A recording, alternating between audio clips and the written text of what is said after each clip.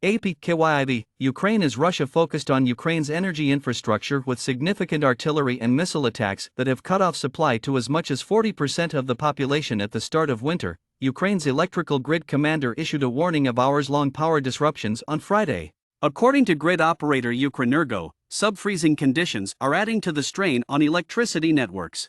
You should always be ready for the worst. Volodymyr Kudrytskyi, CEO of Ukrenergo, said on Ukrainian state television, "We realize that the enemy intends to undermine our power infrastructure generally, to produce lengthy disruptions. We need to be ready for potential lengthy disruptions, but right now we are introducing scheduled timetables and will take every precaution to make sure the outages are brief. It's a serious scenario," he declared. Klitschko continued, saying that it appears that the military strategists for Russian President Vladimir Putin want to reduce us all to depression, to make people feel scared, and to think about, maybe we give up. But he added that it won't work. He declared, "It's erroneous, it's a wrong vision of Putin. I talked to the locals, to ordinary civilians, after every rocket attack. They don't have depression. They were prepared to stay and defend our homes, families, and future because they were so furious." Kudrytskyi further stated that the power situation at vital establishments including hospitals and schools has improved. Fears about what will happen in the dead of winter have increased as a result of Moscow's strikes on Ukraine's energy and electricity facilities. 2 days after Russia launched a statewide bombardment of more than 100 missiles and drones that knocked out power for 10 million people, Ukraine's energy infrastructure was once again targeted on Thursday. These attacks also had an impact on nearby nations, such as Moldova, where there were brief blackouts in half a dozen cities. Using drones, rockets, heavy artillery, and warplanes, Russian forces attacked southeast Ukraine over the past 24 hours, according to the president's office, killing at least 6 civilians and injuring 6 more. 40 Russian missiles struck Nikopol, which is across the Dnieper River from the Zaporizhzhia nuclear power plant, causing damage to a number of high-rise structures, residences, and a power line. Moscow stepped up its assault on the eastern Donetsk region after its humiliating retreat from the city of Kherson in the south. According to the Russian Defense Ministry, its forces took control of the village of Opatny and repelled a Ukrainian counteroffensive to retake the settlements of Salak, Volodymyrivka, and Pavlivka.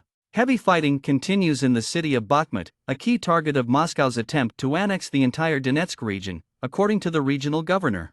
Moscow is bolstering its southern defenses at the same time to stop additional Ukrainian incursions. According to a British Ministry of Defense report, Russian troops have constructed new trench systems close to the Crimean border as well as close to the Seversky Donets River between the Donetsk and Luhansk oblasts. In the meantime, investigations by Ukrainian and foreign investigators into alleged war crimes committed by Russian forces during their nearly 7-month occupation of the Kharkiv region continued.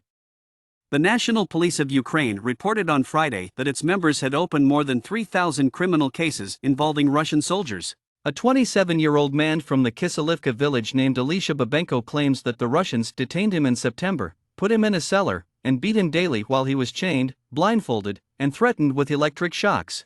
He admitted to the AP, "I felt I was going to die." Russian officials condemned social media images that supposedly showed Ukrainian military beheading Russian servicemen on Friday.